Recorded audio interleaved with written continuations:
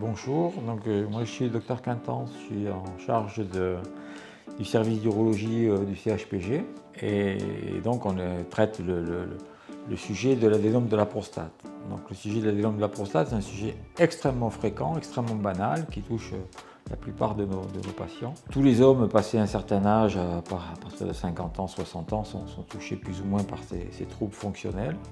C'est une pathologie qui concerne pathologie de confort, c'est une pathologie de qualité de vie. Les gens ne risquent pas leur vie, ils ne sont pas en danger. Et donc c'est une pathologie chronique pour laquelle il faut essayer, au cours de l'évolution de la maladie, de trouver le traitement qui soit le plus adapté à leur pathologie. Le problème, c'est qu'il ne faut pas surtraiter les patients pour ne pas avoir plus d'effets secondaires que de bénéfices.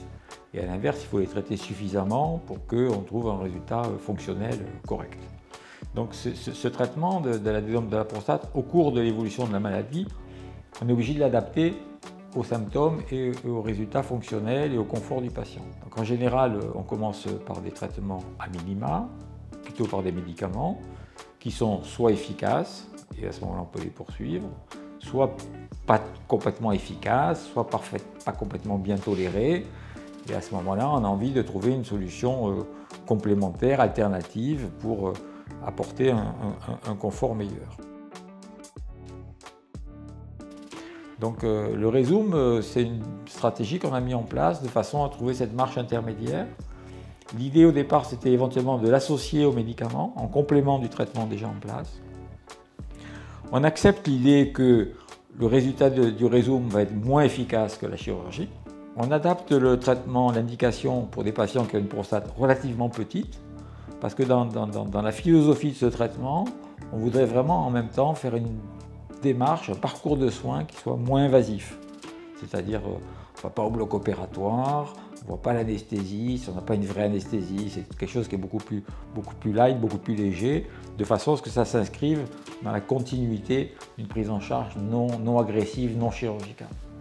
Donc on a mis ce traitement-là en place, qui consiste à injecter de la vapeur d'eau dans la prostate. Chaque injection de vapeur d'eau dure 9 secondes. Et donc même si on est sous anesthésie locale et que c'est un petit peu sensible, c'est extrêmement court. Et avec une prise en charge, un environnement adapté, hypnose et des antalgiques, on arrive très bien à contrôler la situation chez les patients jeunes, en bonne santé, coopérants et qui ont une prostate relativement petite, de façon à ce qu'on puisse faire ce traitement dans les bonnes conditions. Donc, ce traitement ne s'adresse pas à tous les patients qui ont l'adénome de la prostate, mais nous on a choisi cette taille de prostate-là, ces indications-là, pour vraiment sélectionner ce traitement alternatif à une chirurgie, en tous les cas dans l'immédiat. À la suite de la consultation médicale, le patient est reçu par la secrétaire pour programmer son intervention. Donc elle lui remet un dossier où sera notée la fiche d'admission pour le bureau des entrées, le formulaire pour la personne de confiance, ainsi que la fiche d'information pour le réseau. Il y aura également différents questionnaires, l'ordonnance pour le CBU et l'ordonnance pour les antibiotiques et le laxatif. La secrétaire accompagne ensuite le patient auprès de l'infirmière. La consultation infirmière est un temps d'échange privilégié avec le patient qui permet d'expliquer l'ensemble du parcours de soins. Tout d'abord, une fiche explicative qui a été faite par le service lui sera donnée. Elle lui donne ensuite les consignes pour l'intervention. Celui-ci devra faire une analyse d'urine une semaine avant pour s'assurer que la stérilité des urines. Et si ce n'est pas le cas, des antibiotiques seront donnés. Elle s'assurera également que le patient n'est pas sous anticoagulant. Si celui-ci l'est, il faudra donc arrêter le traitement. Soit le médecin urologue donnera son accord, soit il sera envoyé vers son cardiologue. Des questionnaires lui seront remis. Ceux-ci permettent d'évaluer la qualité de la vie quotidienne ainsi que la qualité de vie sexuelle. Tous ces questionnaires seront à remplir avant l'intervention, mais également pour les rendez-vous post-opératoires à 1 mois, 3 mois, 6 mois et 1 an. L'objectif étant d'évaluer l'impact de l'adénome sur la vie quotidienne et sur la vie sexuelle, puis ensuite l'impact de l'intervention et enfin l'amélioration de la vie quotidienne et sexuelle du patient au long cours.